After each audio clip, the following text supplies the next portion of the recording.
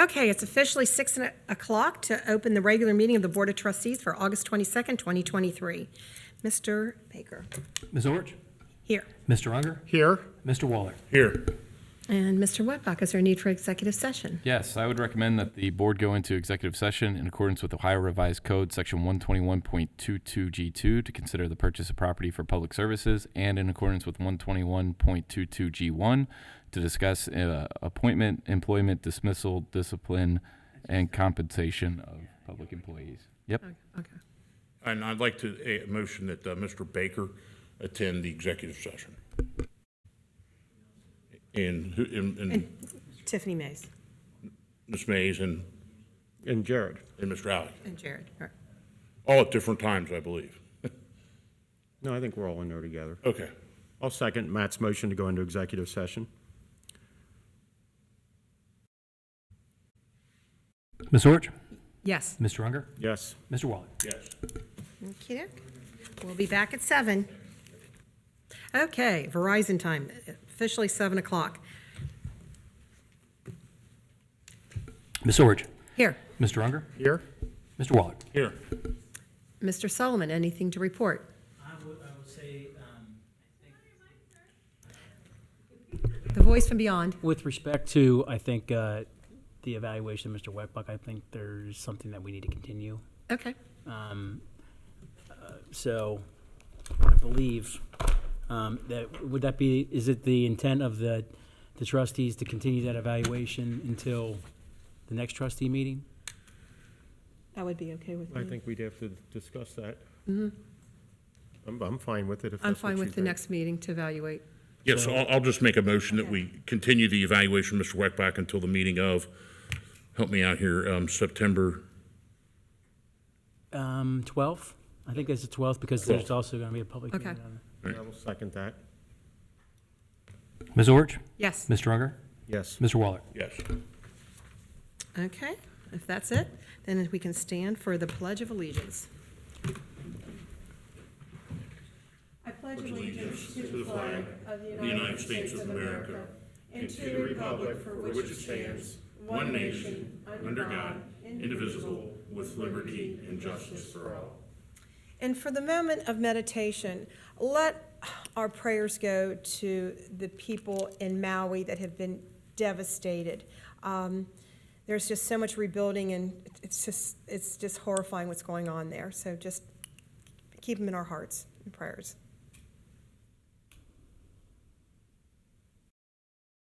Thank you. Okay. The board, I would ask for the approval of the minutes from the meeting of August 8th, 2023. I motion that we approve the minutes of the August 8th, 2023 meeting. I'll second that. Any discussions? None from me. Nope. Ms. Orch? Yes. Mr. Unger? Yes. Mr. Waller? Yes. That's all I have. Thank you. Okay. And then our first presentation. Yep. First item tonight will be a presentation on the new fire station constructions. That's going to be given by Chief Alan Walls, and I believe that he actually has our owner's rep, Bob Shaw, here in the audience with us as well. Good evening to the board, Good evening.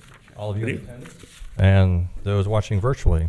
And as Administrator Weckbach said, I have Assistant Chief Shane Packer in charge of our operations division, and Bob, who is our project manager. Bob is a licensed professional engineer. He's worked on countless construction projects and building projects, and has truly been a huge asset to the project. I know with his experience, his attention to detail, and the work that he's done in the run-up to what we're going to preview tonight has been better than gold. Better than gold. And bear with me, I don't know why the projector just shorted out, so it may take a second. Because we're ready to start a presentation. That's usually. Not what the first station is going to look like. Matt, turn it back on. Matt. Mr. Weckbach, could you please turn that off and on again? That's exactly what I'm actually trying to do right now as we speak. And my computer just went out also. Ms. Ulrich, will you turn off and on again? There we go. Coming. It's updating. It says don't turn off your computer right there. And I believe Chief Walls had a copy of the presentation for you all, Yes. so you can look there and not have to swivel back and forth along the way. Yeah, there should be a copy for each of the trustees as well as for the fiscal officer. Oh, thank you. All right, we'll move on to the next slide then, please. So some may ask why, and the whys are strategic realignment of stations. Those being replaced were built to meet the needs of the township 60 to 70 years ago. Failing building infrastructure as identified in the facilities master plan, meeting all safety, environmental, vehicle exhaust, ADA, and other regulatory requirements. You can bounce on to the next slide there, please.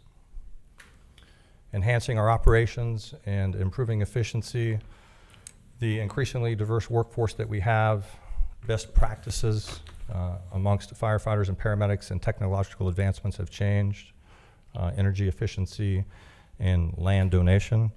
So for both of these projects, either the township owned the property or we were donated the property, and so the savings there to the taxpayers was a significant amount. Our process revolved around our budget, functionality, operational needs and aesthetics, any designers, architectural design companies or planners who see aesthetics at the bottom there might have a headache right now, but quite frankly, the important things to us were staying within a budget, our stations being functional and meeting our operational needs, and then aesthetically then having fire stations that fit into our community, not a Taj Mahal with clock towers and gold fixtures and what have you. As far as our timeline, we'll begin construction the first week of October of 2023.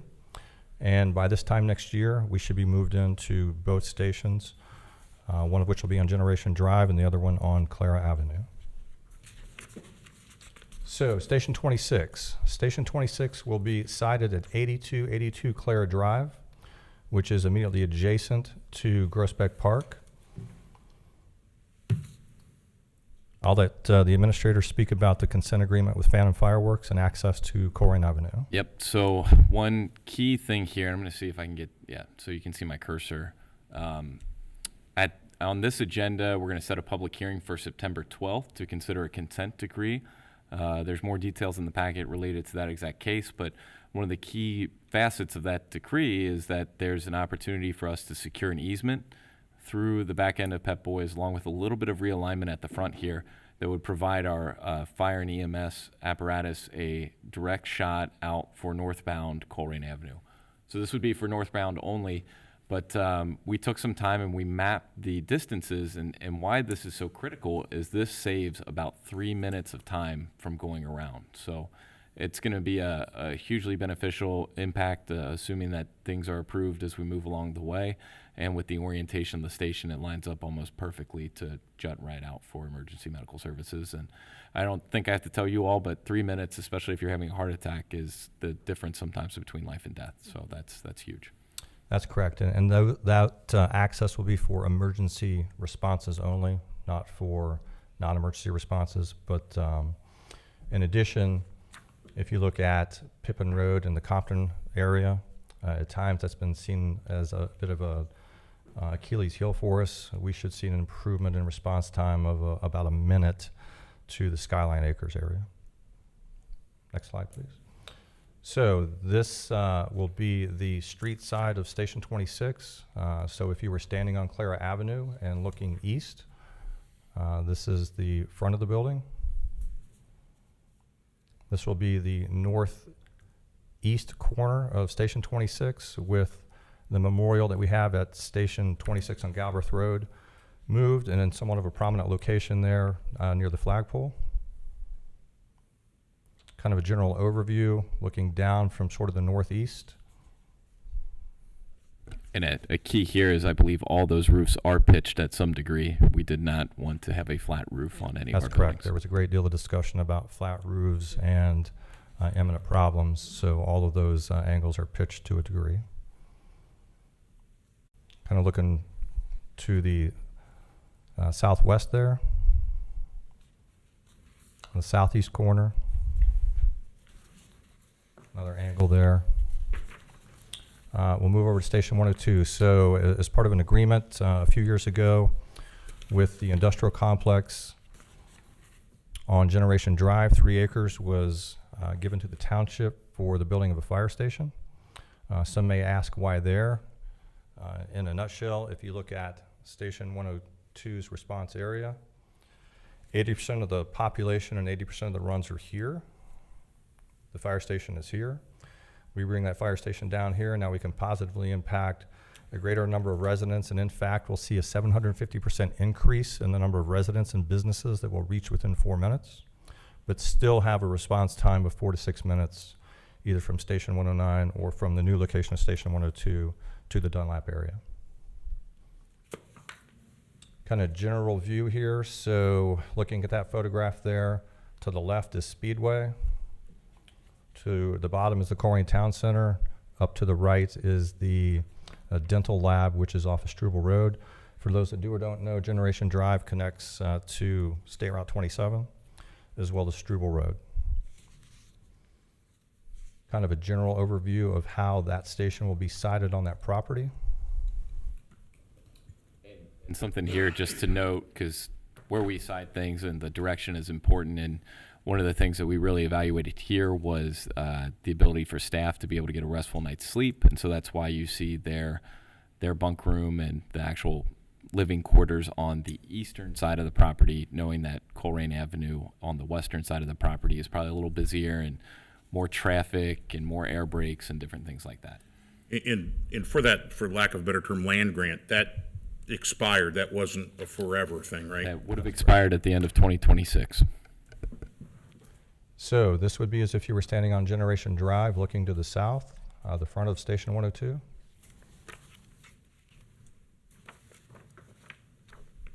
So this one has 3 doors and 26 has 4? That's correct. Okay. So in looking at our operational needs as well as our budget, we decided with this station that we'd have 3 drive-through bays. Okay. However, for future growth and development, there's room for a 4th bay to the right of the building. Okay. I guess on 102, do I see a fence around the property? That's correct. So both stations have secure fencing and a gate for security reasons as well as for employee parking. So that's where the gate is, where you have the cursor at right now? Correct. Yep. And then the structure on the first driveway on the left side, what is, That'll be dumpsters and generator. it's hard to see from this angle. Yeah. So generator there and then dumpster up to the front. Okay.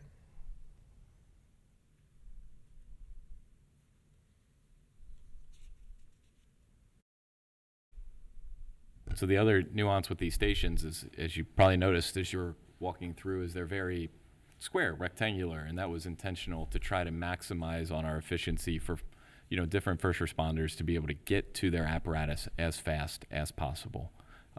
And so I think with that, Alan, if there are questions from the board or questions for Bob, we're happy to Yeah. address them. Bob, would you like to say anything?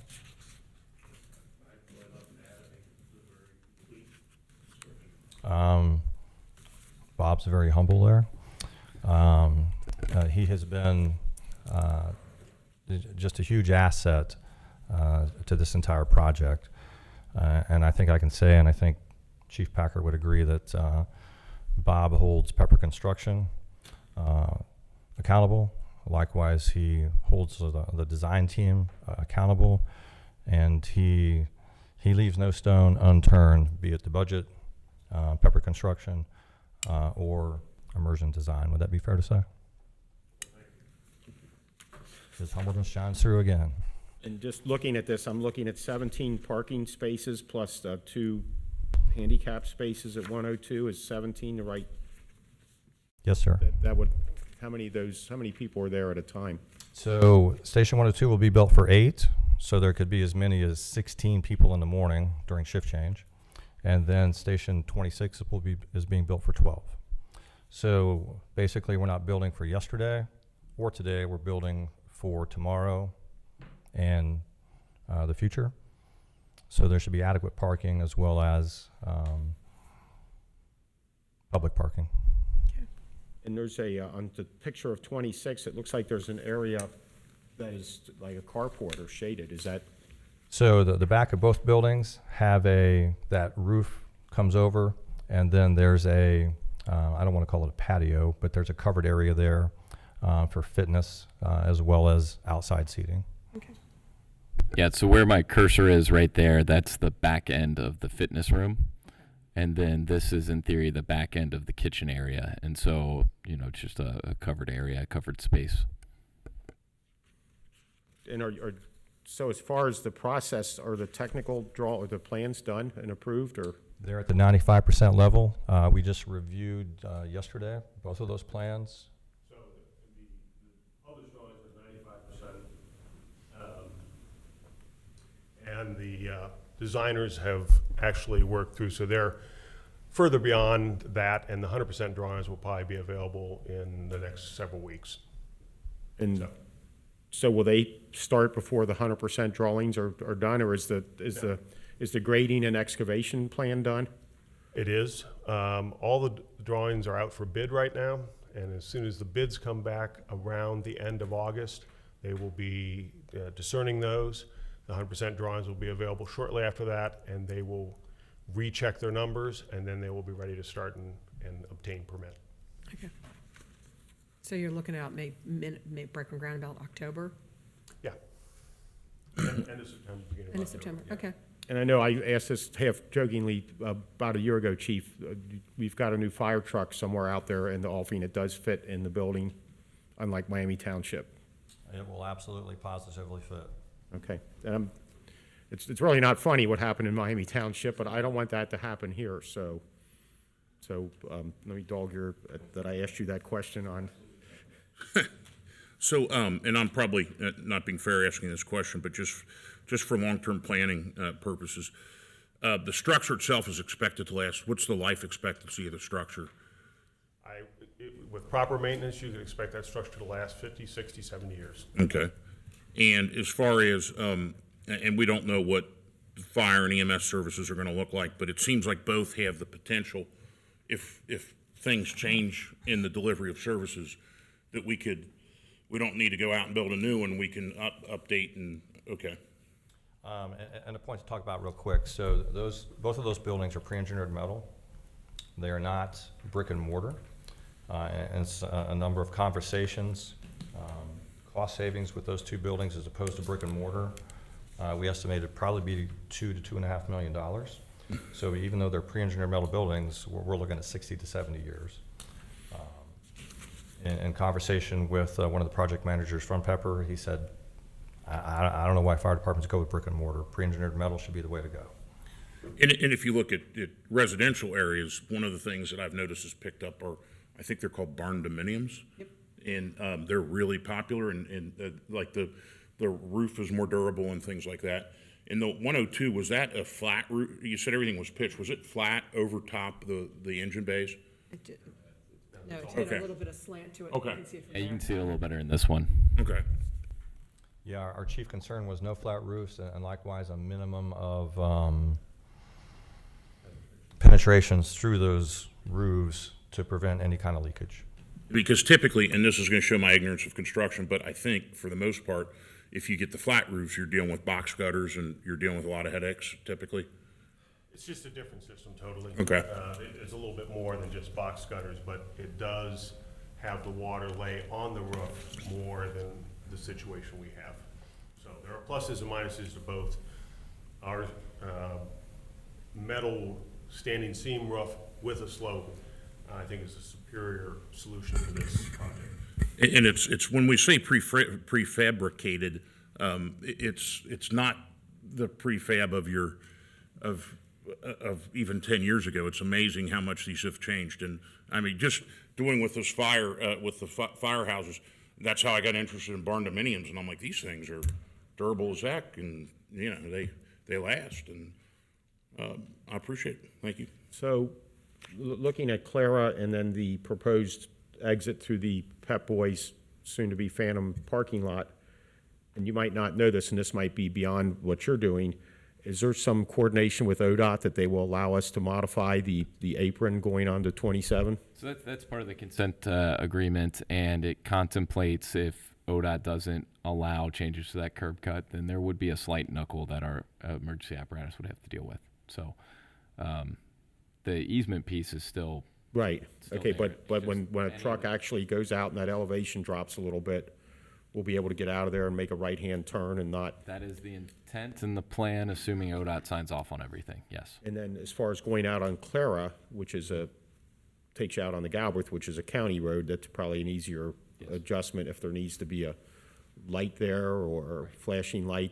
Yeah, and I think we've got preemption at Colerain and Galbraith, which is helpful. So that as the vehicles are approaching, the lights are going to turn to allow them to take precedence. So that's going to be a huge help. You know, throughout this process, in my conversations with you, I contend there's probably something beyond what we have budgeted for this, and that we just still need to consider, which is why I'm cautious about everything else we do, because I just think there's gonna be some street modification or something we don't see on Generation Drive or on Clara that we're gonna have to adjust, which is outside of what you're doing, Bob, but I'm just always thinking there's something else out there that we're missing, because nothing goes perfectly, and I understand if it doesn't, but I just wanna have that financial component in my mind that there's probably something else we're gonna need to do here. So, those are my comments. Thank you. The presentation looks nice, and I can't wait to see the final plans for it. All right. So, Thank you very much. Thank you.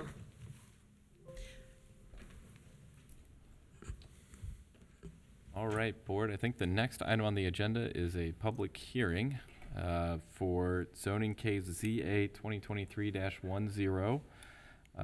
Scott is not in the room to swear in, so I don't know if we want to. Well, I can ask, is there anybody here to, You can do it? Okay. okay, is there anybody even here to speak at the public hearing? Popular item.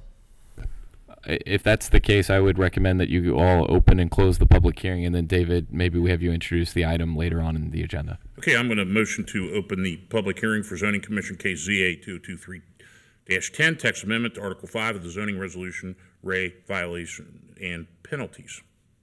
I'll second, sorry. Any discussions? none. None? All right, I'm going to motion, anyone in the audience care to comment? No. Oh, yeah, we need to vote, you're right, thank Ms. you. Ulrich? Yes. Mr. Unger? Yes, Mr. Waller? Yes, And once again, is there anyone here to speak on this public hearing? I'm going to motion to close public hearing for zoning commission case ZA 223-10, text amendment in Article 5, to Article 5 of the zoning resolution, Re violations and penalties. Second? no comments. No comment? Ms. Ulrich? Yes. Mr. Unger? Yes, Mr. Waller? Yes. Okay. Now we move on to the citizens' address. Ralph Gubser. Good evening, sir. Good evening. I'm Ralph Gubser. I live Mic at down, Ralph. 2870 Sovereign. hi, Ralph. A little better? Sure, that's great. Okay. I live at 2870 Sovereign, and I've spoken with Dan and with Jeff about the speed of some of the traffic that's coming down the street since it's been opened up between Pippin and Colerain. And, 90% of the traffic is fine, but there's that 10% that are really coming through the neighborhood way too fast. And when you're talking 1,000 cars a day, that's still 100 speeding cars coming through the neighborhood. And it's bad enough during the day. It seems worse like on Friday night at rush hour and through the weekend, all through the weekend. But it's even bad at night, because several times I've been awakened by cars and motorcycles flying up my street, with loud exhaust, 2-3 o'clock in the morning. And you can tell they're, just by the way the sound fades away, they're really traveling fast, because it's secluded back there, and they figure there's no police around and nobody can see what they're doing. So, it's just a drag strip for them. I know we spoke about maybe doing a traffic study and putting up speed monitors or something like that. So I'm just here as a matter, I just would like to get it on public record that, there are people in the neighborhood that think it is an issue. And as I said, it's not everybody, but there's a sizable number of cars coming through every day that are really going way too fast. So I just wondered, what could be proposed to help alleviate that. Okay. Can I follow up with a question? Is it a problem from both sides, or from Colerain to Pippin, or? Both ways, Okay. yeah. Okay, we did, My house is right near where the new development is. okay. And a lot of the cars, by the time, there's a gentle S-bend on Sovereign Drive. Right. And it seems like once they get past that S-bend, you know, the people who really want to do it, they're on the gas. And by the time they go past my house, I mean, I don't have a radar gun, but I've estimated, I've seen cars going 50, 55 miles an hour past my house in a 25 zone. So I've made that drive a couple times from Pippin to Colerain. Yeah. And that, they call it a knuckle. I mean, it seemed like that slowed me down. You're saying is that having an impact whatsoever? As soon as they hit the straightaway on Sovereign, Okay. they're on the gas. Okay, gotcha. So, you know, like I said, it's between the S-bend, just past Regal, is where it starts coming from Colerain, and then right as they get out of the new development, it's another straight shot going the other way. Okay. So, So- thank you, Madam President. I wanted No, to just has- Kathy, clarify. can I make a comment also? And I talked to Chief Cordy about this, he said it's gonna be, it's putting up barriers, by the end of this week. I don't know the deadline on that, but the developer is looking to install barriers at their complex to protect their workers. And that's fine in the short run, but Right. eventually it's going to be open. Right, You right. know, And Ralph, I don't know if you've met Chief Cordy or not, but when I talked to you last week, I kind of put all that in an email and I copied Chief. And I don't know if he's had a chance to respond to you about the timing. We have these speed devices that measure speed. They don't write tickets or anything, but we can go out and do a speed study. And what I mentioned is, you know, there's probably a very particular time of day and that this is happening. And you know, I don't know where the equipment is right now or how Chief has it scheduled out.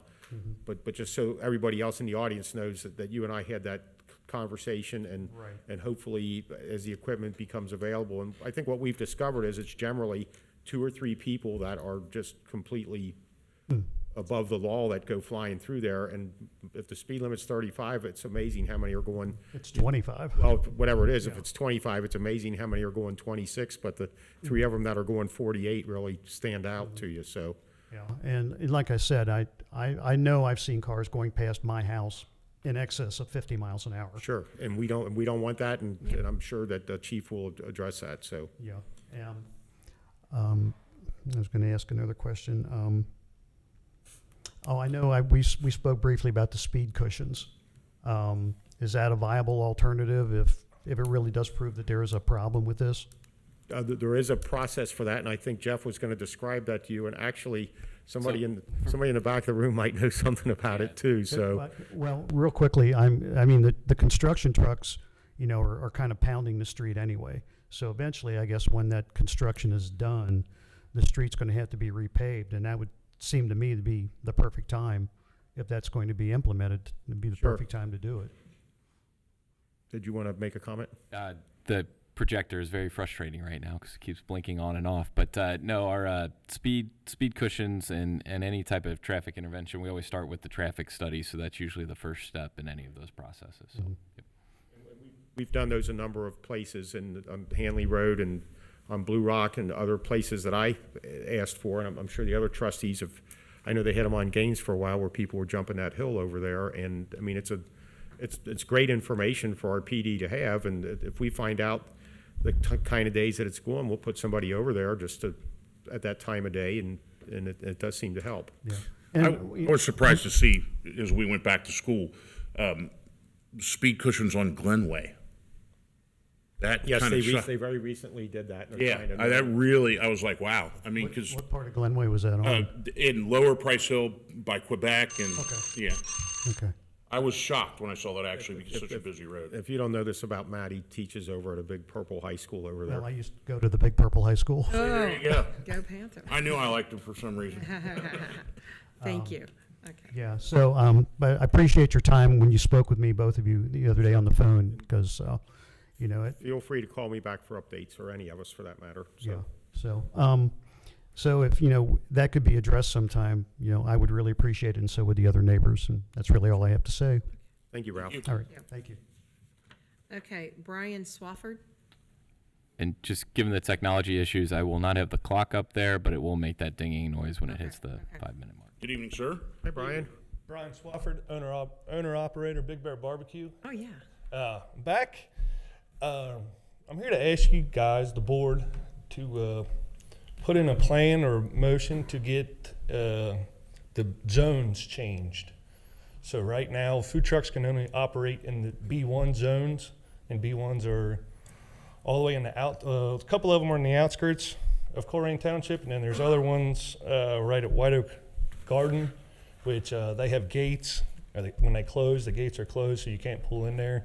It'd be nice if food trucks could get into the B2, B3 zone, the Colerain Business District, where it's very busy, where there's a lot of cars going by, a lot of eyes to see the trailer, food trucks, so that they come in and spend some money.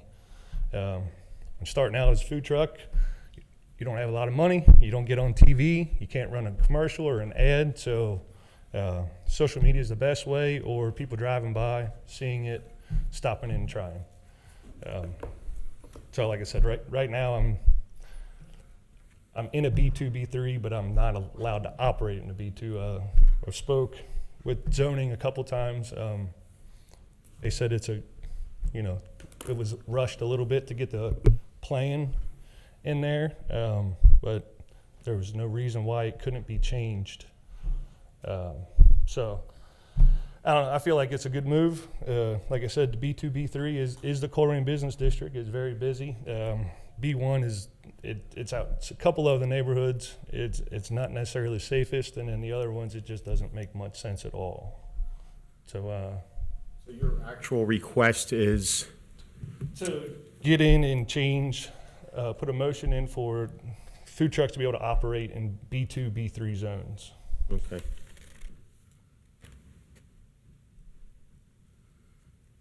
Okay. All right. And that is it. Okay, Thank you. I appreciate it. Thank you. We have one more, but I don't see him in the room. Jared was going to speak. Was there anybody else that wanted to speak? I just have Jared was the last one. I don't see him in the room. No. Okay. All right.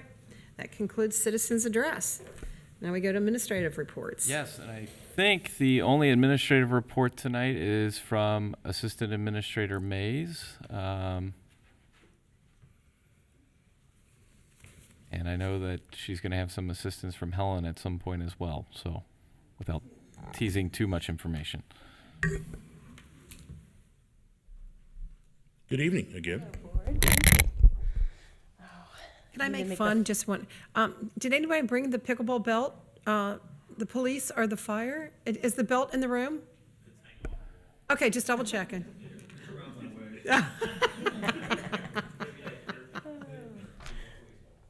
Okay, I just have a few updates. We have received word from Welch Gravel, from Mr. Welch himself, that the process for obtaining a permit through Army Corps of Engineers and that all the legal ramifications is not going to be productive as far as that being cost prohibitive. So he's unable to receive those permits to dredge that portion of the river without it being an enormous amount of money and investment from his company. So because the mining site is so small, he wouldn't be recouping back what he would be putting into it. So I did ask if there was an option to still maintain the area by dredging it, and he said it's a similar process. So we're at Mother Nature's mercy at this point, with that area of the river. So I wanted to give you a brief update on that. The Senior Center has received funding from the Council on Aging for the October 1st contract, which will start here in a couple months. The amount is $32,265. Our match will increase that fund to $37,000. So the investment on the township's perspective is very minimal compared to what they're awarding us. So that's great news. Third out of four is one of our staff members completed a 2-day road safety audit course, which was sponsored by the Ohio Department of Transportation last week. The course is a training that's conducted by in the field and provides participants an in-depth training on how to conduct road safety audits, which improves the safety for motorists and maintenance staff as well. And then finally, our glorious communications coordinator led the charge on redeveloping our website. So we wanted to do a little ribbon cutting to celebrate the work that that her and staff was involved with, some recommendations as well. And so we brought a ribbon to cut. We have to celebrate. It was Okay. a good endeavor. So we can each hold one side. So I think we're going to ask that you all stand in front of the screen, and then Oh, okay. when we cut the ribbon, I will flip the new website over for you all. So That is very risky what you're Yeah. doing here. Do you want to go get the all belts? right, yeah. I had no idea. You all can hold the scissors. Switch it up on you. I don't trust those men with the scissors.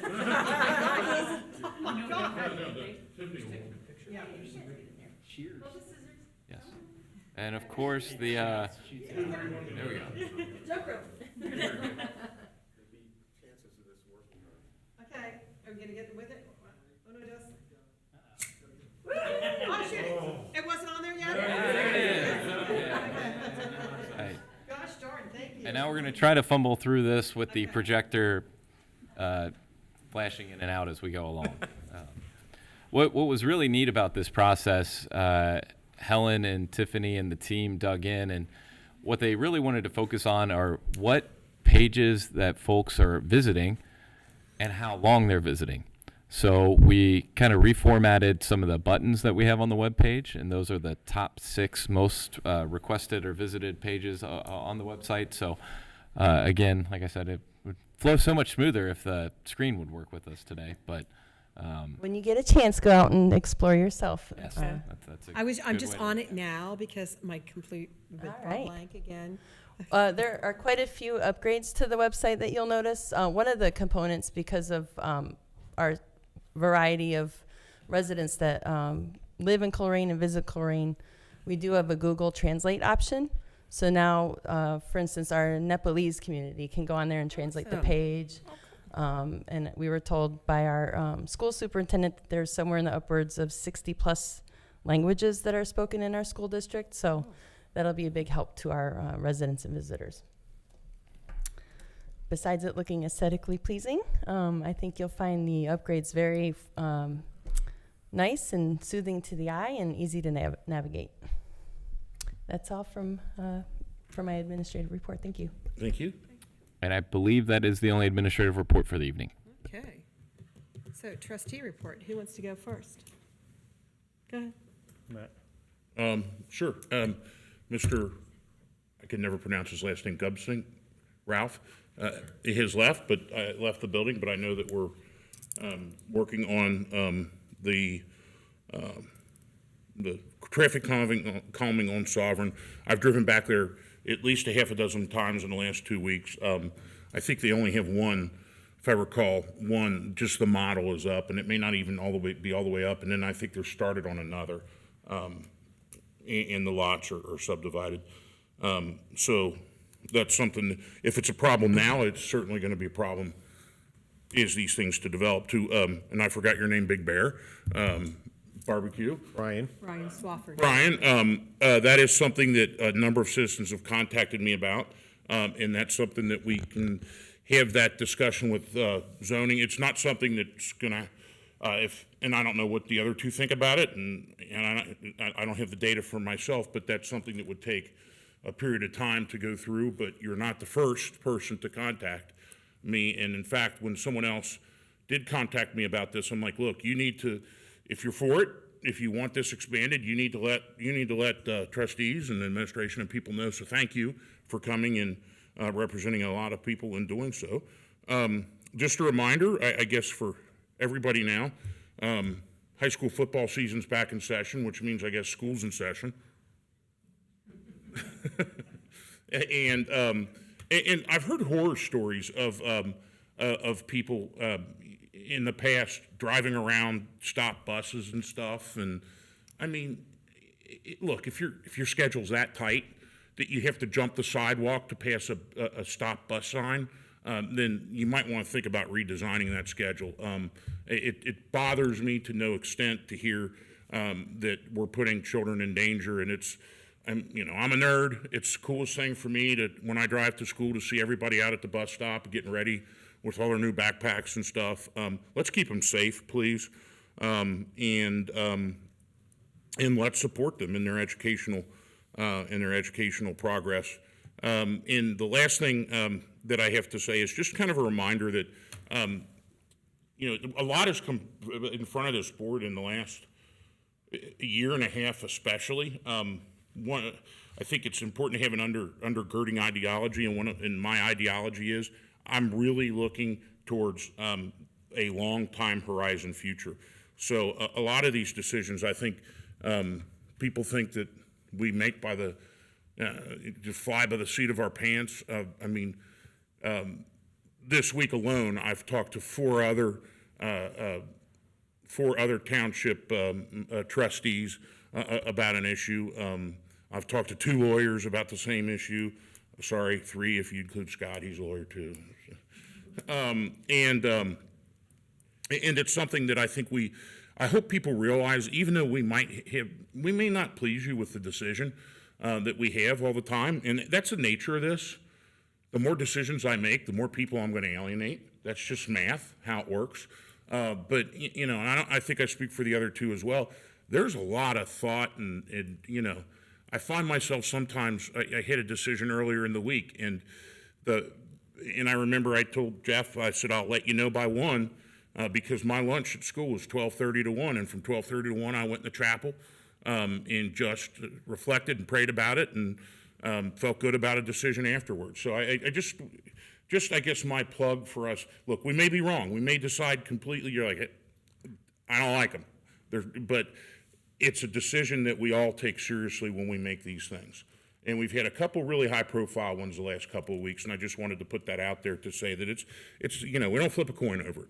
It's a process, and it's a process that for us, at least for my sake, takes a long, long time to go through. So I appreciate everybody's patience and keeping the kids safe as school begins, and encouraging them, because education, as we know, is the equalizer in our society today. And I haven't gotten my home evaluation yet.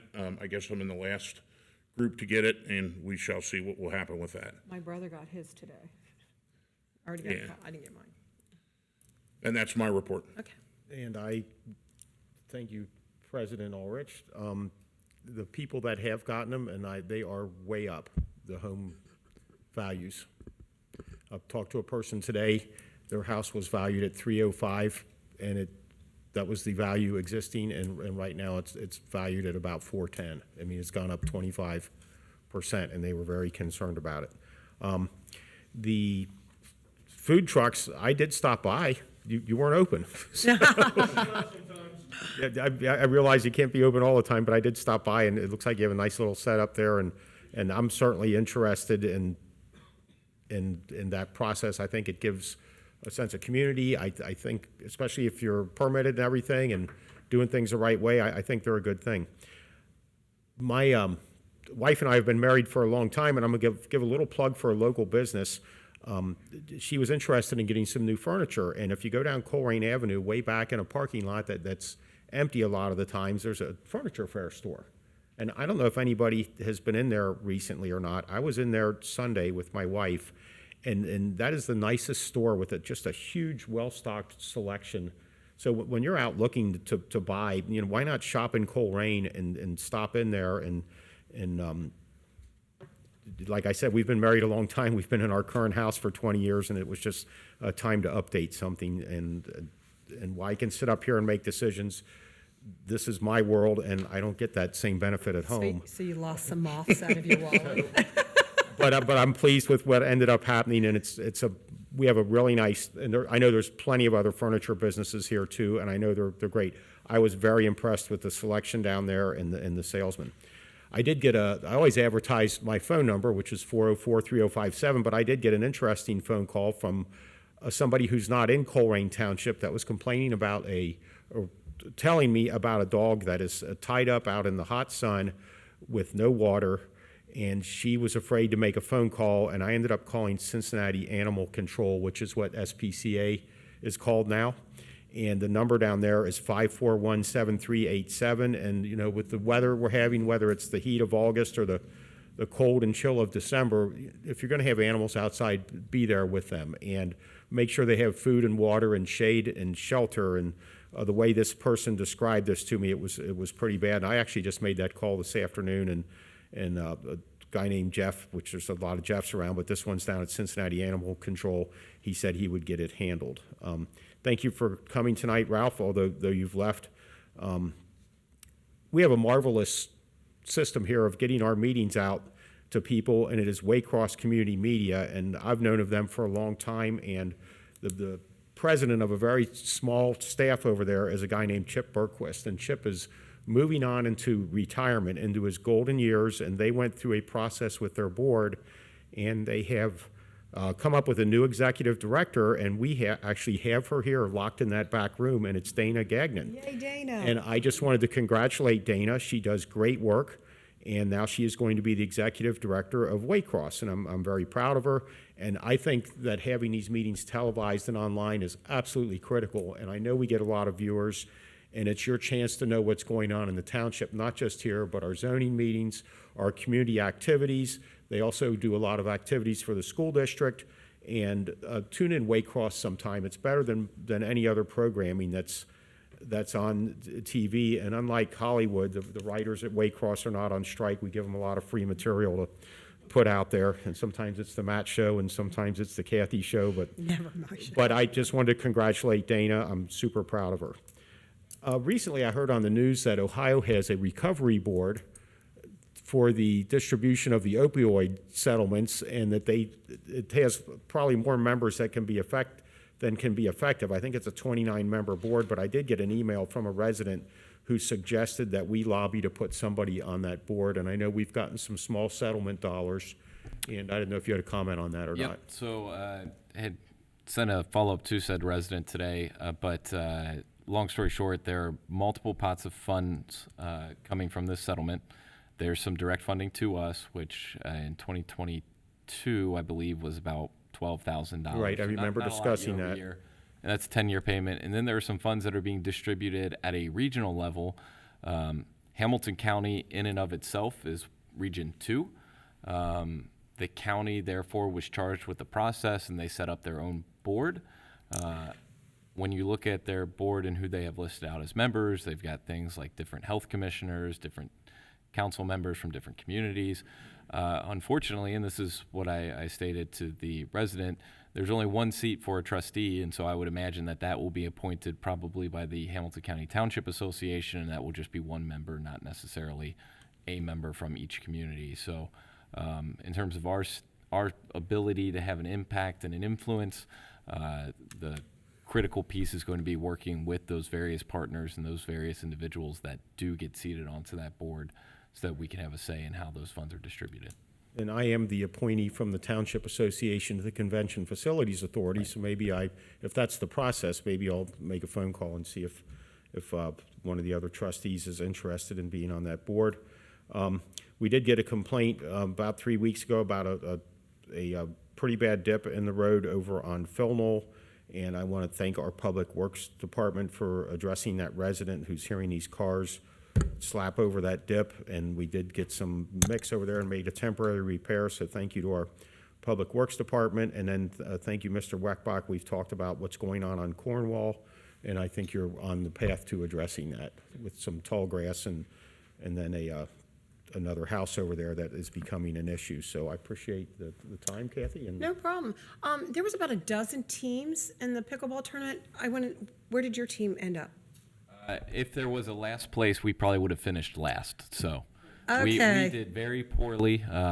Theyese pickleballers, they're the real deal. So, but we did win best dressed. So that okay. that was a consolation prize. So there was about a dozen teams there?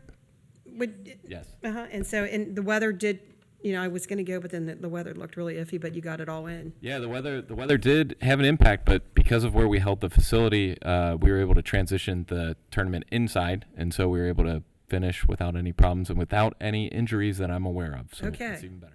Okay. So I still haven't seen the belt, but I guess it'll come at a different time.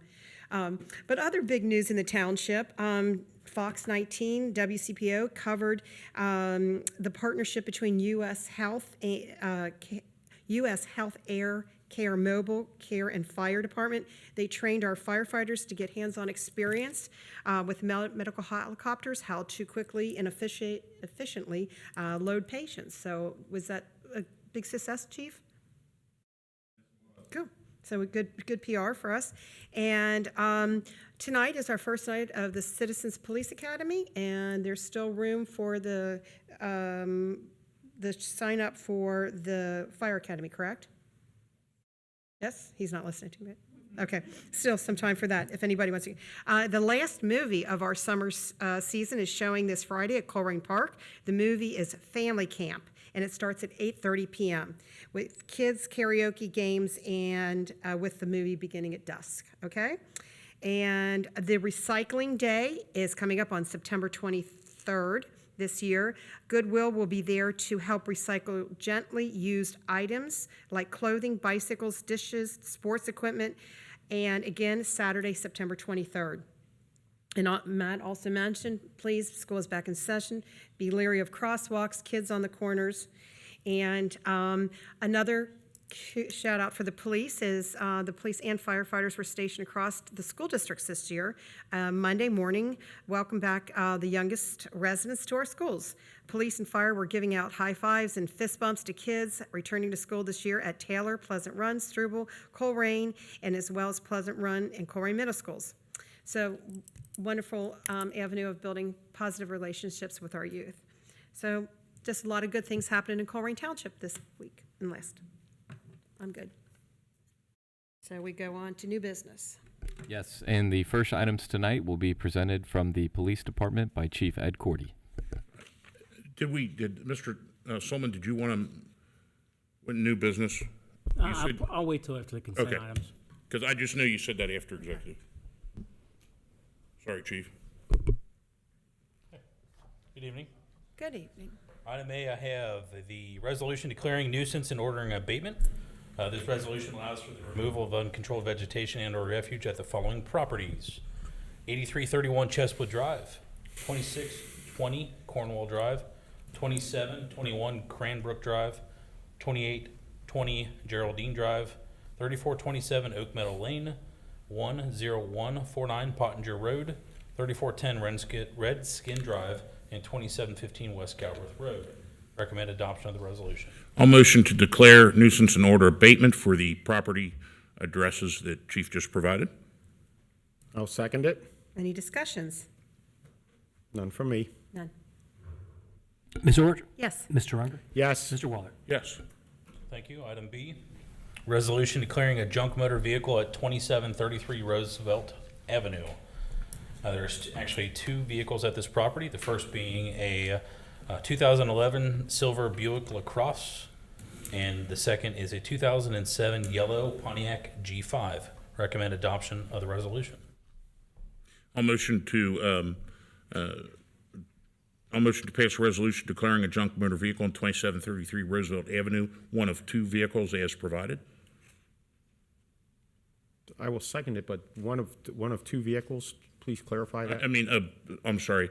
Both vehicles provided, the silver Buick LaCrosse, 2011, and 2007 yellow Okay. Pontiac G5. I'll second that. Any discussions? None.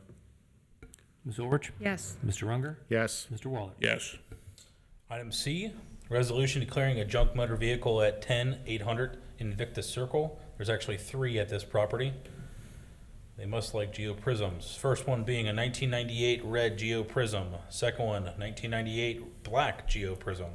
And the third is a 1970 blue and white Ceravan V171.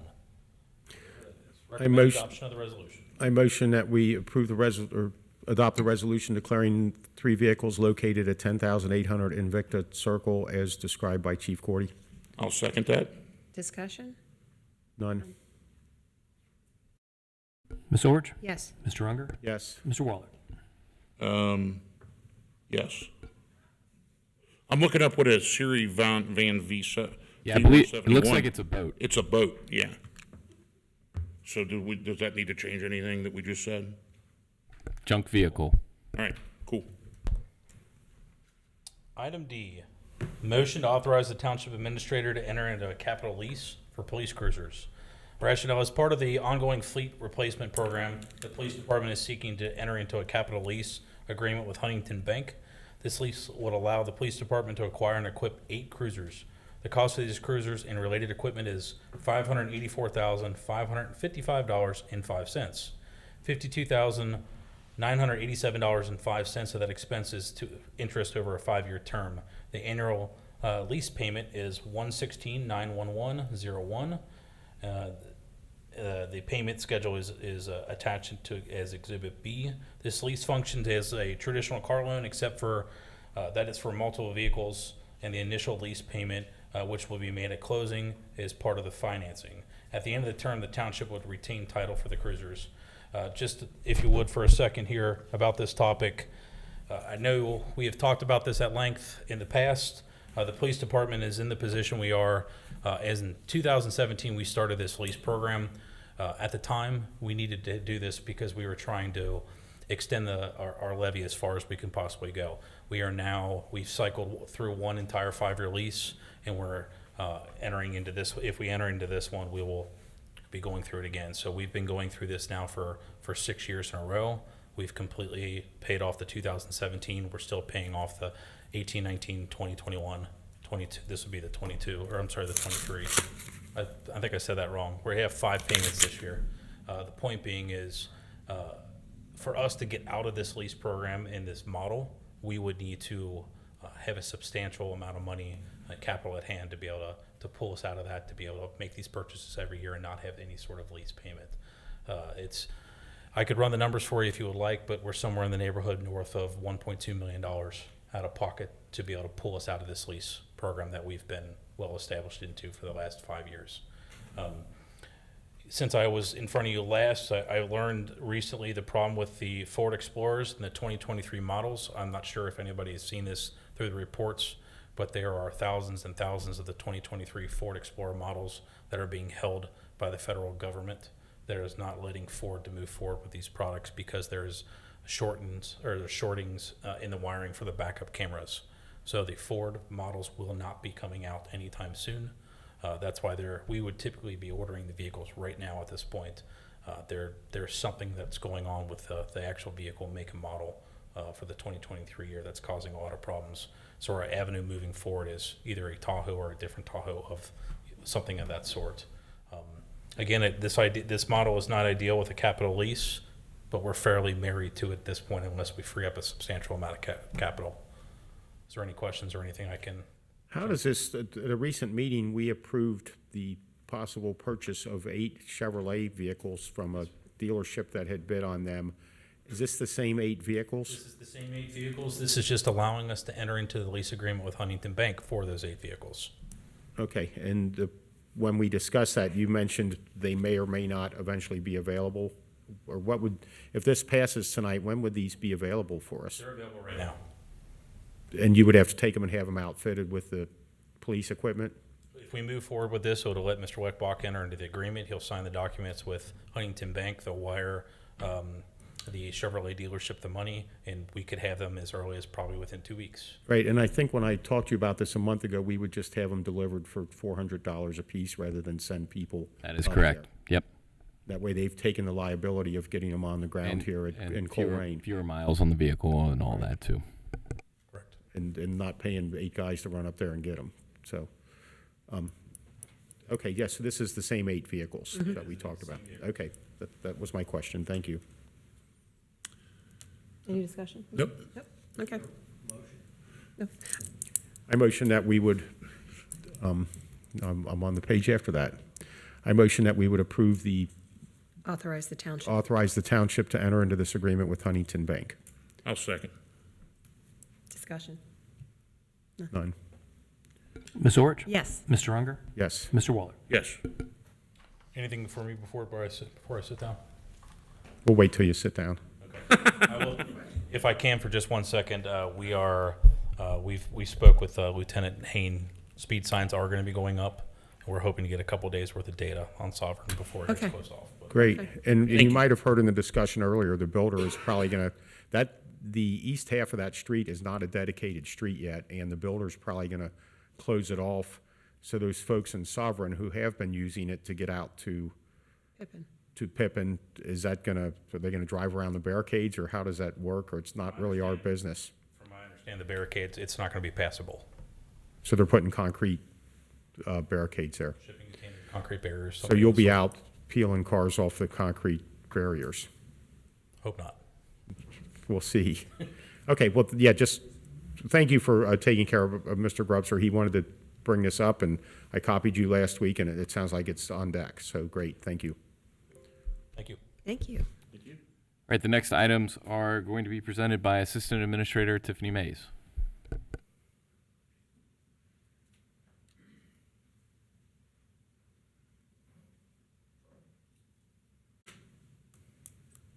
Hello again, board. Oh, Okay, the first item for public services is a motion to issue a request for proposals regarding the street tree program. This information can be found on page 148 of your agenda packet. Continuing our strategic plan with the initiative to reforest our streetscaping, we will be posting, with your permission, RFP for bids for the street tree program to plant, maintain, and all the materials needed for approximately 200 trees to be installed. The bid package will be open until Friday, September 15th, and I would like to note that in the agenda packet, there is a typo. It says Thursday, September 14th. We had to change that to the next day because of a meeting conflict. And staff recommendation is an approval of the motion. I'll motion to issue a request for proposals regarding the street tree program. I will second it. discussion? None from me. I have one question. I did have somebody call me that they didn't want the tree in their area. Is there a way for people to opt out? There was, and that window closed. We gave residents, I believe it was approximately 34 days to opt out of that. And that closed on July 31st. Okay, just want to let everybody know. It is, okay, it is closed out. That's all. Ms. Orch? Yes. Mr. Unger? Yes. Mr. Waller? Yes. Thank you. The next item is a motion to approve a change order for Tri-State Construction on the US 27 Colerain Avenue bus stop project in the amount of $25,465. This information can be found on page 174 of your agenda packet. As you all are aware, the project was approved at the January 10th board meeting. This has been ongoing throughout the year, and I did come to the board a few months after construction began with another change order for the engineering for the sewer line and the storm sewer. There were some issues when they uncovered the earth. This covers the excess saddle materials and also unforeseen increases in material for the retaining wall. They did a field adjustment from 2.6 foot retaining wall to a 3 foot retaining wall with the earth that was being moved, and this will cover those two excessive material needs. The staff recommendation is an approval of the motion. I motion that we approve the change order for Tri-State Construction bus stop project, $25,465. I'll second that. Discussion? Sure. Part of this was matched by funding from the Metro levy. Will Yes, this sir. change order will part of that come from the match? So we were fortunate that we went out to bid for this. The bids came in much lower than the match that we were provided, so we should be okay on that front. We have I believe funds in- sort of set aside 400,000 roughly, and the project was beneath 300,000 when it was finally bid. So Part of that might be covered, or all of it?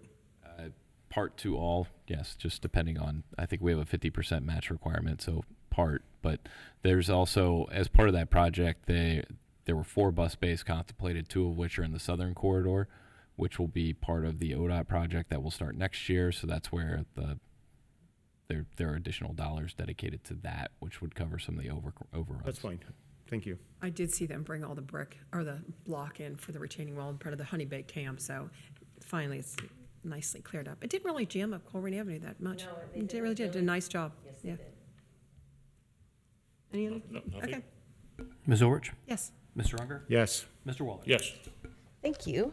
The last item on the Public Services new business is a motion to authorize the Township Administrator to execute an agreement with Strasser Construction for the 2023 Cape Sealing project in the amount of $341,464.56.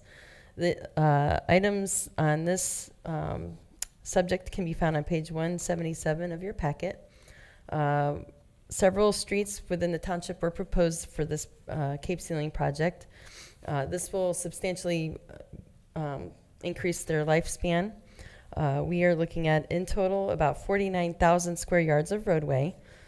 And I have a list of the roadways that are in your packet, but it pretty much covers Locust View, Marino, Deschler, Crusader, Storm, Blue Lark, Neptune, and Sunlight.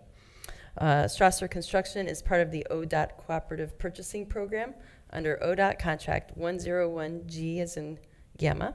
This process guarantees the same pricing the state of Ohio receives for the product and service, which eliminates the need for undertaking a long and formal bidding process. Staff recommendation is an approval of the motion. I motion that we authorize the Township Administrator to execute an agreement with Strasser Construction for 2023 Cape Sealing for $341,464.56. Second. Discussions? I think it's great to try to get these streets sealed with this microsurfacing type material. It has a lot less, the typical asphalt might have 5% pores, and this has less than 1%. It stops water from getting into the road base. It's a little bit different kind of surface, and it tends to look better a few months after it's installed versus the day it's installed. But I think it's a great product, and hopefully they'll be able to get it in while we still have weather to get it installed this year. Ms. Orich? Yes. Mr. Unger? Yes. Mr. Waller? Yes. Thank you, Board. Thank you. Thank you. And while David Miller is walking up, I was actually going to recommend that the board motion to amend the agenda to move item Development B to the end of the agenda after executive session. Just a recommendation. Okay. So I will motion under development, item B, to reset that after, make that number 15, 15A, after executive session. I'll second it. No discussion from me. Ms. Orich? Yes. Mr. Unger? Yes. Mr. Waller? Yes. Okay, now All you're right, up. on item 11A, it is a motion to set a public hearing to discuss the consent decree for 8300 Colerain Avenue, which is agreement between the township and Phantom Fireworks. That date would be September the 12th, 2023 at 7 p.m. and recommend adoption of the motion. So I'll motion to set a public hearing for the consent decree for 8300 Colerain Avenue, Phantom Fireworks for September 12th, 2023 at 7 p.m. I will second it. Any discussions? None. Just to inform the public, this is when Chief Walls had the egress to Colerain Avenue. This is what we're going to be voting on. It is one of the items that is One of the items. included in that consent decree. Okay. And so this would encapsulate their redevelopment of that former Pep Boys and all the plans that they have for that site. And that does include the right-of-way egress that they are granting to us and then easement. Okay. Ms. Orich? Yes. Mr. Unger? Yes. Mr. Waller? Yes. Next item, 11C. This is a discussion of potential action for a facade improvement program. So we had a discussion in a previous meeting, and I will hand out a copy.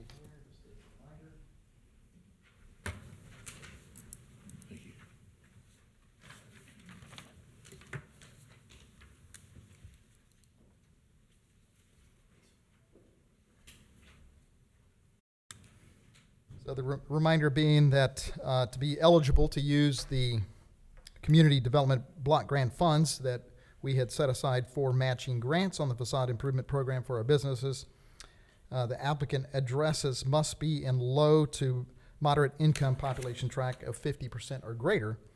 So out of the 4 potential projects that we had to consider, some more worthy than others, but none of them were in the 50% or greater.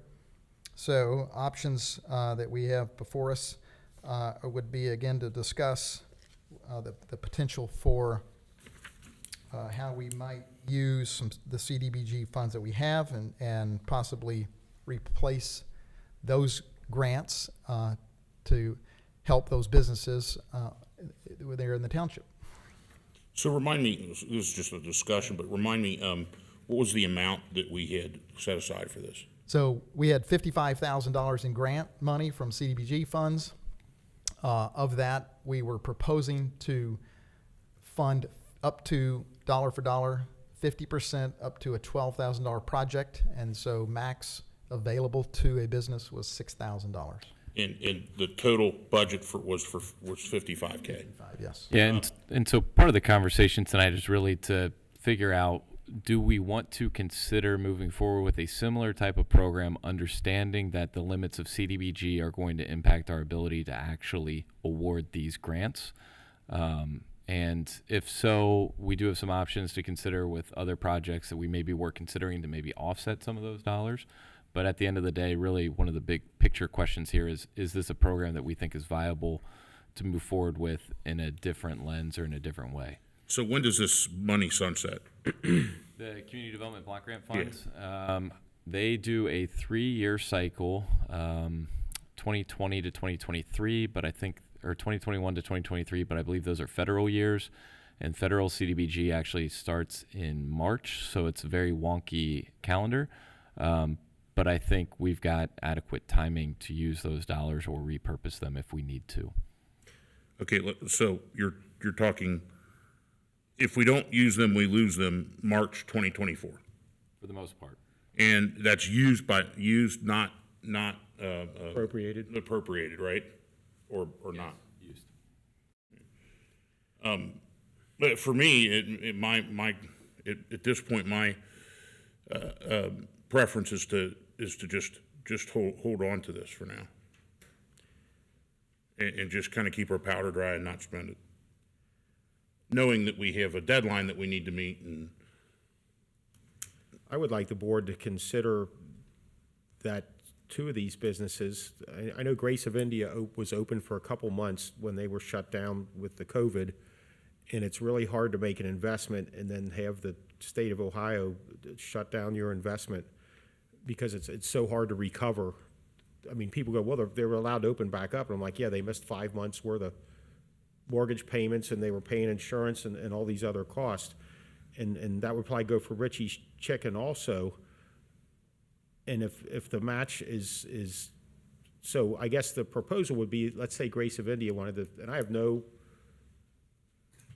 relations there at any of these businesses. I don't know anybody who runs them or owns them. I just know that 2 of them are restaurants that got hit really hard when the state of Ohio forced them to shut down for the first several months, especially with Grace of India, that they were open. So I would ask the board to consider that we've had, and I don't know if we can walk backwards on this or not, but we've had 4 people apply, and if the match would be $6,000 for each one, that would be $24,000. And I would just ask you to think about it. We can talk about it at the next meeting if you want, but that would be a good sample to try and see if this actually works. And if it wasn't successful, then we would know that, as opposed to if we advertise this next year and had 20 people apply, that would be a harder test case than just having 4. And I think those are all 4 viable businesses, and I would like the board to, I'd like to hear your comments on my comments. So, If I may, real quick, just to that point, I will say, as we were going through this process, we did have various businesses contact us. Some of them, it was very clear and obvious, did not qualify for CDBG funding, and so we told them that if they were to apply, it likely would not be awarded. So I just question whether or not there may be some entities out there that didn't apply because of that would have applied if we weren't restricting it to CDBG areas. Is there any way to lessen the restrictions so more of these businesses would qualify? If we're using general fund dollars in establishing the program, I don't believe we've got a restriction on income. I believe that is just a federal requirement. So you all as trustees and general fund dollars being sort of able to be used as you will could set the parameters and program guidelines. And we did get so-called COVID money also that was to help some of these people recover, and it's. Yeah, and different communities have done different things with that. In Right, fact, and they're not that I want to spend it all, but I was just looking at these 4 that went through the process, and then, you know, at the end of the day, the community block development grant funds, they said, well, now you can't have them, so, and, you know, we want to help different businesses or not help them, or leave them to their own ways of getting things done. But I just know that it was really tough on the restaurant industry, and it's just hard to recover when you lose 6 months of income or 5 months of income right when you open. But So, I agree that I think we should be able to use this money for this purpose if we're going to lose the money. So I would like to see our businesses be benefited from this. well, to be clear, the CDBG funds we would Right. not be able to use. right, we would have to Okay. fund it using some of our COVID money or, Or general fund dollars. If you use COVID dollars, that is federal as well, and there's a whole slew of federal restrictions around that also. So Right. that's something to keep in mind. but it would seem like that was the intent of it, was to help businesses that got, The CARES funding was used by a lot of communities that way. So I actually know of a few communities that created like a bucks program, right? So they signed up with different Right. vendors, and they gave each resident, say, $50 to use at these 5 local businesses. And so that was a way to inject dollars, not directly in forms of cash payment, but indirectly. I believe the county's been using their funding on different things like small business grants. So I know that we did tell these folks, hey, take a look at that program, because the county was giving up to $10,000. okay, I didn't Okay, know that. that's nice. Now, that was a very short window that they had that open for. I believe it was maybe a week or two, but Yeah, it's already closed, matter of yep. fact. Do you know if anybody on this list got any of that? They did not. They did not, okay. so. Just more food for thought, and we can certainly, if the board would like, we could bring this back as an additional item at the next meeting for additional conversation, or if we're tasked, we can draft up new program guidelines and bring that forward for consideration, kind of up Well, I would, to you all. at this point, I'm just interested in the ones that applied. If we reopen it and get 40 applicants, then it wouldn't really be a test program to see if it helped them out or not. And I know, you know, we have our sidewalk program also. Yes. Where if somebody can't afford to fix their sidewalk, we will fix it, and then they pay it off over the next 4 or 5 Yes. property tax bills.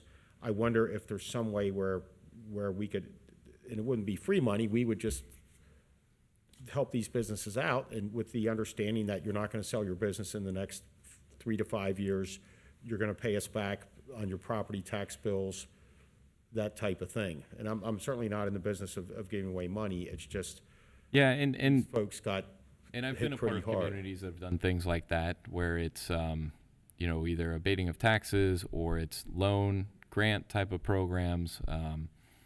You know, something you could think about here, and it's not necessarily something that's really been tried much in this area. It's a big part of the banks and how they kind of keep their cash flow going, but you know, you could look at it being a loan that gets paid back over a 5-year time horizon, and maybe there's something in there about a deferred purchase price. So if they do sell their property before the loan is paid back, then we, as you know, the grantor of that loan, get a portion of the purchase price if it's 1% or something to that effect.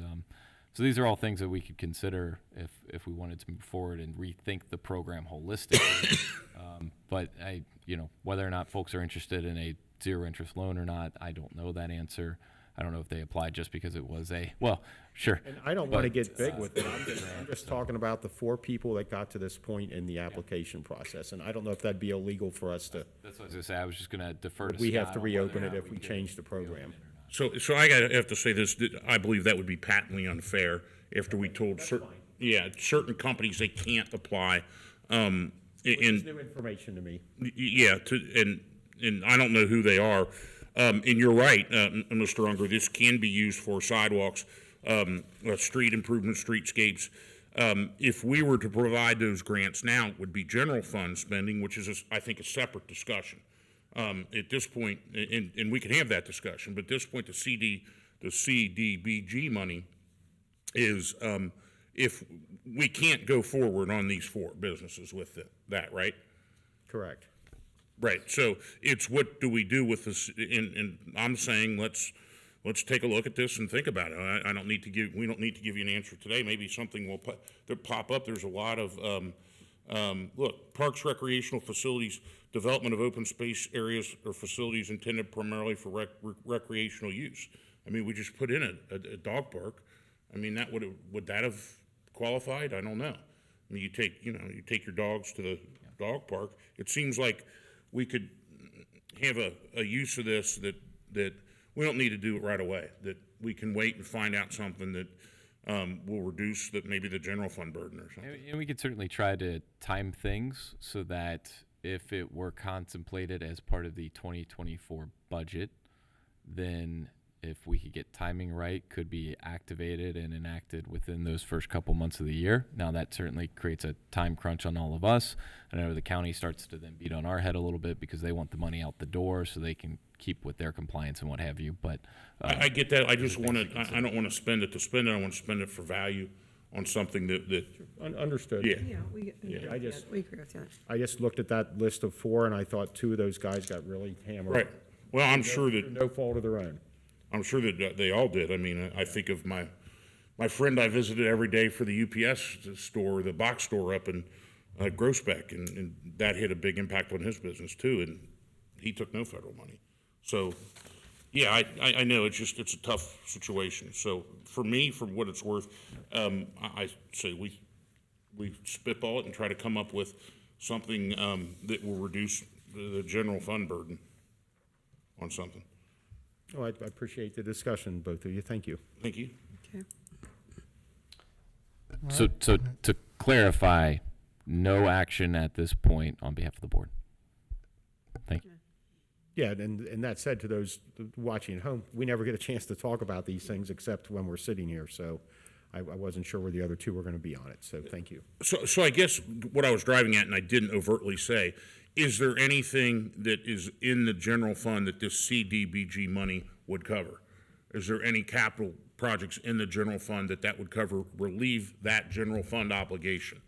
Oftentimes, because we have a subsidy to the Parks Fund, almost any of our park improvements are funded through the general fund. Now, the trick is that if you're going to use CDBG funding, there are a lot of additional pieces of paperwork that, from a compliance standpoint, have to be included in bid packets and what have you. So when it comes to park improvements, I don't believe there's anything contemplated over the next 6 months that this could be used toward, but that is certainly something in the future that would offset general fund funding.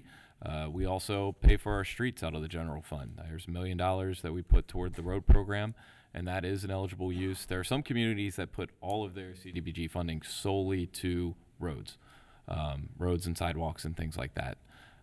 We're currently contemplating the Joseph Road sidewalks being partially funded out of the general fund. Now, granted, we're waiting to see if we get another grant along the way that covers the other 50% that we would owe.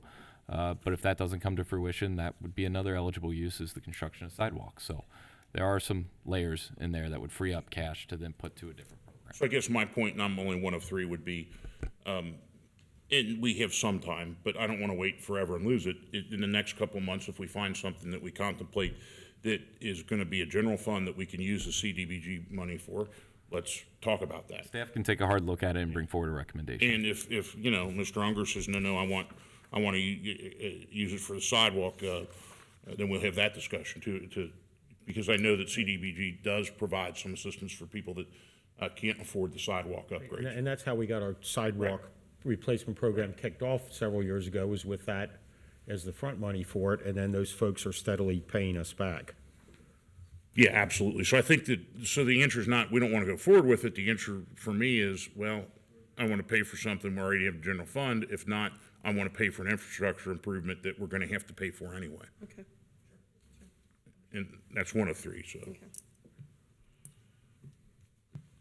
All right, next item would be 11D, and this is resolution that would approve or deny zoning commission case ZA 2023-10.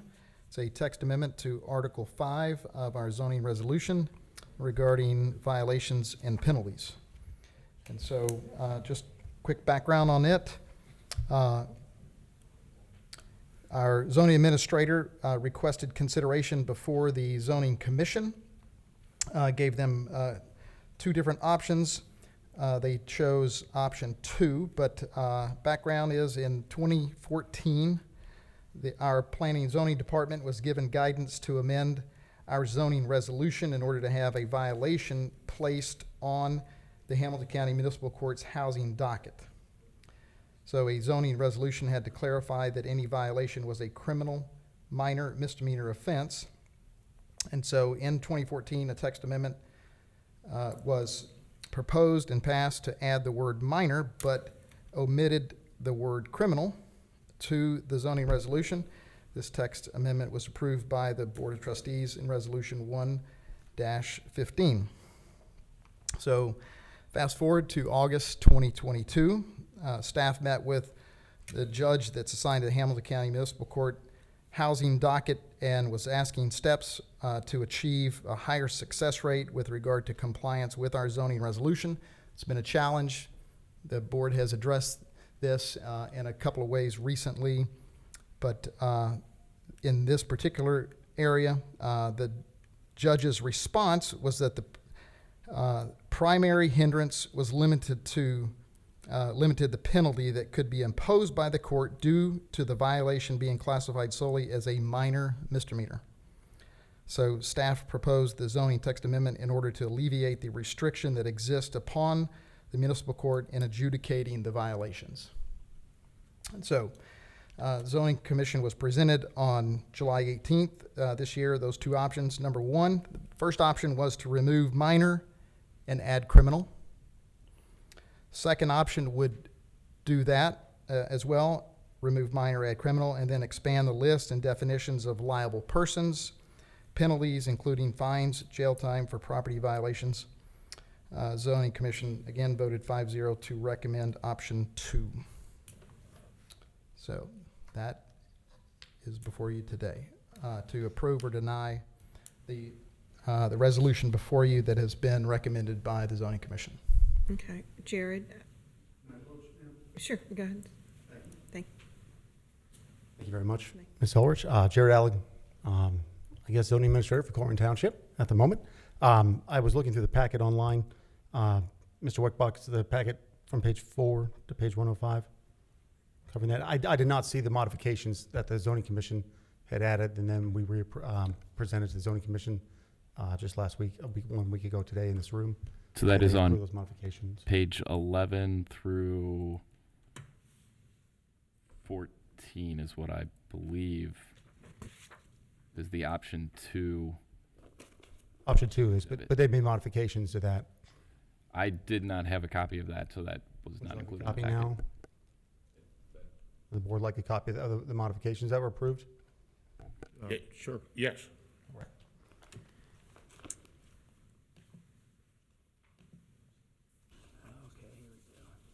My computer's dead. Make sure. Okay, thank you. Thank you. So you'll see on that, there was an email sent by myself to Mr. McElravy and Mr. Miller on the 8th at 5:51 p.m. That included those options. And just want to make sure the board saw those and knew what they were voting on before they actually voted. Thank you for your time, and I appreciate everything. Thank you, sir.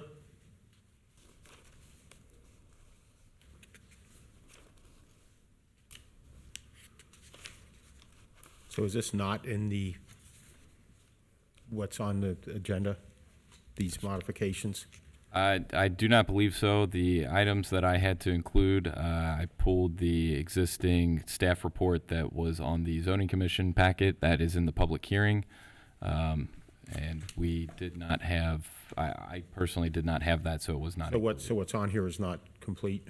I would say that is correct without having seen what that looks like compared to what's in there. If I'm understanding correctly, if there's modifications, I don't know that I've looked, there were modifications that the zoning commission did. I don't think I've had a chance to look at Yeah, it. I'm not comfortable approving anything without you looking it over.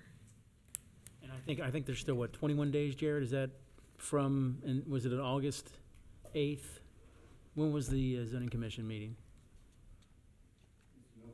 August the 8th. August 8th, so would would the next meeting still fall the 12th? I don't know if the 12th would. No, so our, the 20-day requirement, we are 21 days to September 12th. I believe it's a 20-day requirement in the zoning code. 20-day requirement.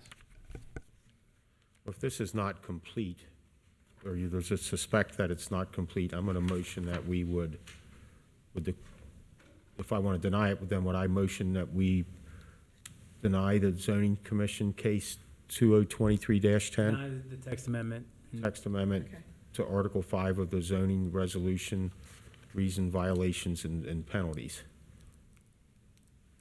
If I can get a second, we can discuss it. Okay, I'll second it to get discussion.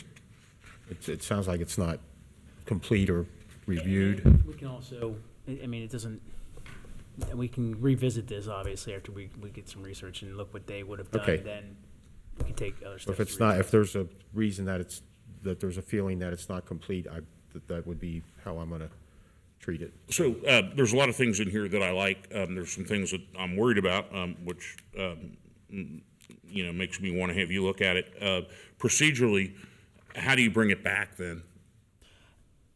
Off the top of my head, you have to pretty much look at you pursue a zoning text amendment by what, a resolution? Resolution from the board or a motion from the zoning commission. In this case, once, The board could motion that the zoning commission go, okay, so there's a number, there's back a on it. number of different ways. okay, all right. So my question is, I don't want all this, We could take, based on, a resolution could be presented to the board after research is done, and assuming it meets the approval of the board, then that can be provided to the zoning commission for their input. So if I might ask a question, so I didn't get a copy of what Mr. Alleg handed out. The additional text, I guess I'm asking, is that what is in the recommended resolution that is before you as option 2? That was the colored text on violation penalties and fee schedules. Is that the only thing? These are really broad.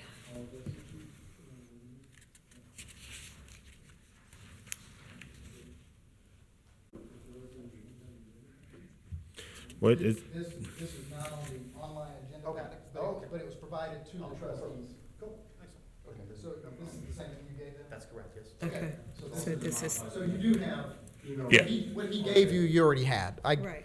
Mr. Weckbach but sent it's that not to in you. it's not included in what's in the advertised agenda? It was not available when that was distributed. Okay.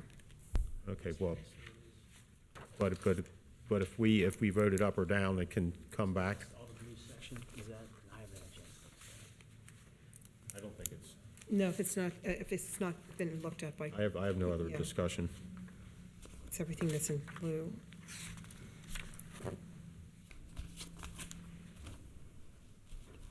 Do you have any discussion, Matt? no, I'm just thinking about the timeline on it. That We was my have to question. act one way or another within, If you don't act, it dies for lack of. And then it can come any back. action. okay, okay. We start the process The over motion again. on the floor was the motion that was seconded was to deny it, which, does that mean it could come back? After, Yeah, just because you deny it doesn't mean you can't consider it Yeah, in you the would future just, months. you'd start the process over again on amending violations, penalties, and fee it schedules. sounds Actually- like it's not complete. So actually, according to Roberts, if somebody votes in the affirmative and they lose, they can bring it back. That makes sense. I don't know that I understand. Yeah, if the votes are no, yes, the losing end can bring it back. I will say that Roberts is just a guide Right, I for know. the townships, I think, Right. rules and. For discussion, I would really like Scott to approve this and look this I up. agree, yeah. Okay, so then let's get the motion to the. But I don't want it to completely go away, because I think there's some I mean, And it can be brought back. It can, Yeah. he brought back, so that a revised version Okay. can be brought back, so we Gotcha. can just vote now. That's okay. Ms. Orich? Yes for denying. Mr. Unger? Yes for denying. Mr. Wallert? yes. Okay. All right, board, the next item, since we tabled A in administration, is a resolution to amend roster and job descriptions, and that will be presented by Assistant Administrator Mays. Welcome back, Ms. Mays. Just getting her steps in. Okay.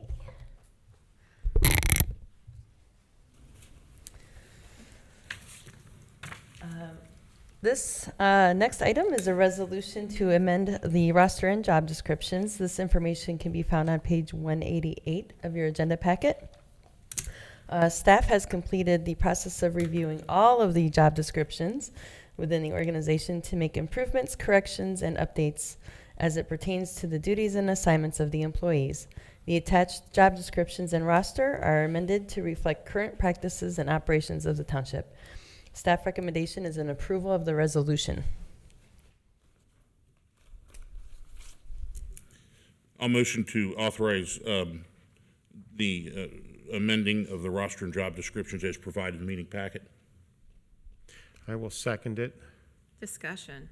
I'm looking for an item in here that you and I discussed about changing about the mobility issue on the Yes. administrator.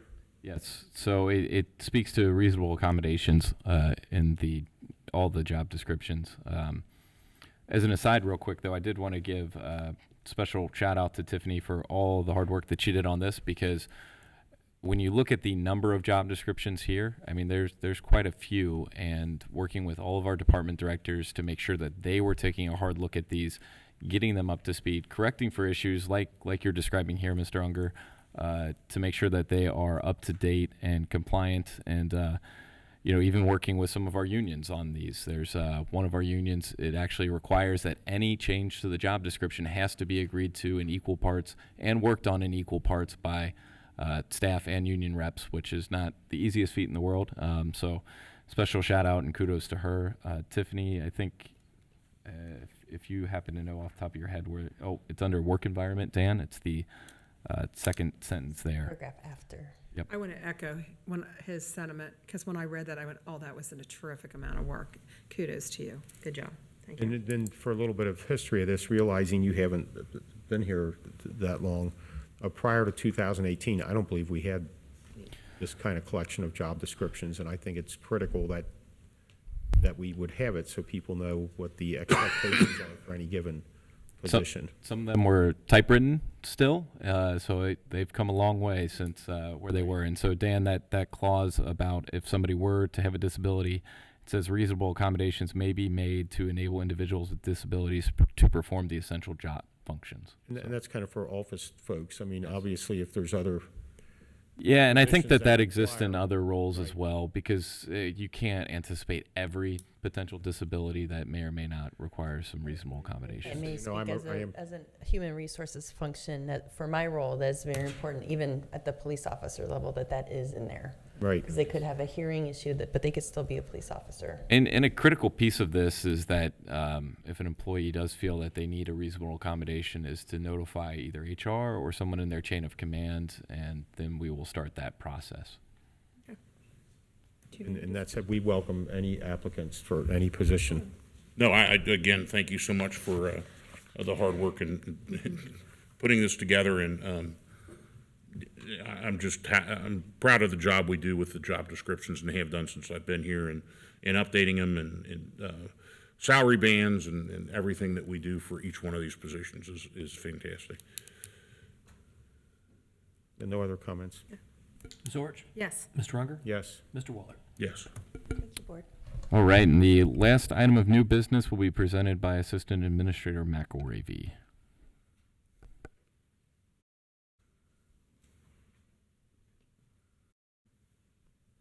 Welcome, Mr. McElravy. Good evening, Board. Good evening. The next item on your agenda is on page 393 of the board packet. This is to amend appropriations for 6 different funds. The first fund for which appropriations would be amended is the Fire Fund, Fund 2111.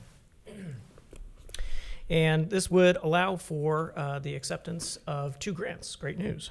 The first grant is from the Ohio First Responder Recruitment, Retention, and Resilience Program for $372,603.64.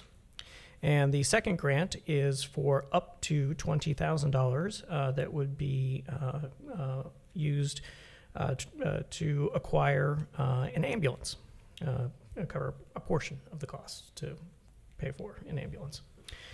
The second set of changes is in Fund 2081, which is the police fund.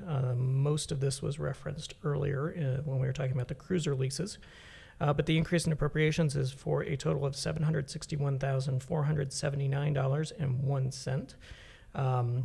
All but $5,000 of that is for the lease of the 8 Chevy Tahoes. And the remaining $5,000 is for postage. Our postage line, actually in the general fund and also in the police fund, have exceeded budget, and that is mainly due to increased efforts around code enforcement and also standing up the rental registration program. The third fund for which there would be an amendment to appropriations is Fund 2274. That's the American Rescue Plan, and that would increase appropriations by $56,000. And this is to take into consideration the interest that we have earned in the fund based on the pooled balance that has been there since we received the grant. As has been practice with the grant thus far, those resources will be applied to salaries. The next amendment is in the general fund, Fund 1000, and that would increase appropriations by $105,133 for a variety of purposes. $20,000 of that total would be for nuisance abatement, again, because of the police department's increased efforts around code enforcement. $40,133 would be to account for a fire escrow payment. So that's a situation where the insurance company leaves an escrow payment with the township until the work to repair the home after the fire is completed and that is inspected, and then we release the escrow to the homeowner. And then finally, the next one is an increase in appropriations of $40,000 for medical and dental insurance in the general fund. And then finally, again, postage, another $5,000. The next change in appropriations is in Fund 2911. That's the Parks Fund, and that would increase appropriations by $26,000 to fully fund the playground project at Colerain Park. You may recall that this was an item that came up at your and was approved at your March 14th, 2023 meeting. So this is just appropriations catching up with the amendment to that project from that meeting. And finally, in Fund 2031, the Road and Bridge Fund, it's an increase in appropriations of $25,465 to fully fund the bus pull-off project on Colerain Avenue, which was discussed earlier on the agenda. Staff recommendation is approval of the adoption of the resolution. I'll motion to authorize the adoption of amended appropriations as described and as in the packet. I'll second it. Any discussions? None. Thank you for working on it. Yeah, no, thank you for being precise with it. Thank you. And it is just a budget. I was looking at the item on the TIF from Copper Creek. You have $4,000 plugged into that. That's not an exact amount, is it? But that's not what we're changing anyway. I was just looking at that 2917 account. Yes, so there's a series of new TIFs that have started to collect revenue, and as a result, we are obligated to pay the county auditor what they call a tax collection fee, and this appropriation allows for us to cover that expense, and then also to make any payments that may be necessary to the Northwest Local School District. Well, that's fine. Yeah, I just saw it on there, and I realized that's not what we're changing tonight, but thank you for the opportunity to answer my question. Ms. Orich? Yes. Mr. Unger? Yes. Mr. Waller? Yes. Thank you, Jim. Thank you. That's fine. This is also good before the executive session.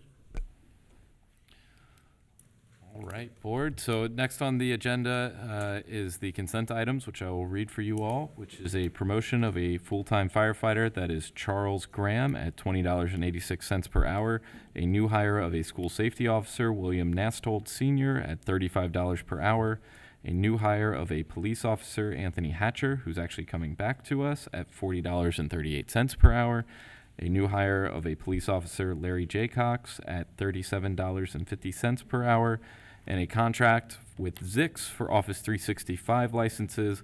That's $118, and the term is 2 months. And I would recommend adoption of the consent items. I motion we adopt the consent items as presented. I'll second. Any discussions? None. None. Ms. Orich? Yes. Mr. Unger? Yes. Mr. Waller? Yes. Okay, you're up. Fiscal office report. I have no report. Thank you. Do we And need- I know as far as executive session, before we dive into that, I did have a couple of items that I wanted to bring up. I know this is not normal for me, but the first item would be, I would request that with the upcoming, I guess, I would request a motion for the public hearing on September 12th with respect to the Pottinger TIF district. Proper notice has been given to the property owner and also the school district, as well as Hamlin County. And I know it's already on the agenda for the 12th, but just to go ahead and dot every I possible, cross every T, I would request just to provide additional notice for you guys setting the motion for the public hearing on September 12th regarding the Pottinger TIF district. So I'll motion to set up a public hearing on September 12th, 7 p.m. for the Pottinger TIF District. I'll second. Any discussion? None. This is the new, for the new development at Beavis Elementary. So just so let the public know. Okay. Exactly. And then one other item, I would request that pursuant to the Should we earlier. vote on that first? Oh, I'm sorry. I Sorry, thought you- sorry. No, okay, Ms. okay. Orich? Yes. Mr. Unger? Yes. Mr. Waller? Yes. Go ahead. Sorry about that. I would request that pursuant to our first executive session, I would request a motion to place Township employee Jared Alec on paid administrative leave For what period? until further notice. Okay. Okay. I'll motion to place Township employee Mr. Jared Alec on paid administrative leave until further notice. Okay, I'll second. Any discussions? None at this time. None? None. Ms. Orich? Yes. Mr. Unger? Yes. Mr. Waller? Yes. And then I don't know if Mr. Wetbach wishes to go in executive session. Yeah, I would recommend that we go into executive session in accordance with Ohio Revised Code 121.22G2 to consider the purchase of property for public purposes. And I'm going to again motion, sorry, Mr. Baker, that Mr. Baker attend this executive session as well. I'll second the motion to go into executive session for that property purpose. Ms. Orich? Yes. Mr. Unger? Yes. Mr. Waller? Yes. And given that we moved an item to the end of the agenda, I do anticipate there being some form of action after this executive session. Okay. So please stand by and hang out. Okay, it's 10, well, a few minutes before 10, and we came back from executive session. Is there anything to report?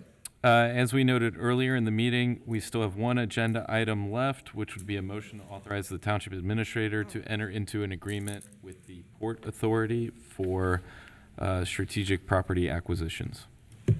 I will motion that we assign the Township Administrator to enter into an agreement with the Port Authority for a strategic real estate acquisition. I'll second. Discussion? None? None. Ms. Orich? Yes. Mr. Unger? No. Mr. Waller? Yes. And Board, I believe the drafted agreement requires each of your signature. Okay. Do I have that? And that is the last item on the agenda. All right. So I can motion for adjournment, and then we'll sign it? We can just take a second here. What?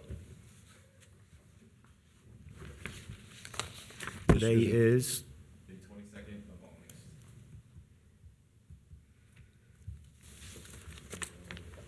August. I I don't have it then. Thank you.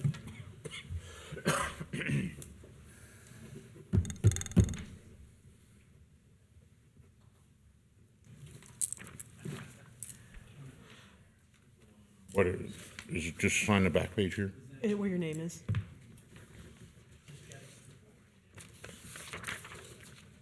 All right.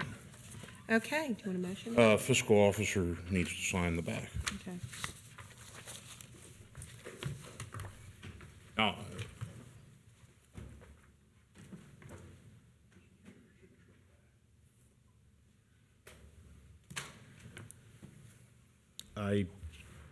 That being the only, I motion that we adjourn the meeting. I'll second that, sir.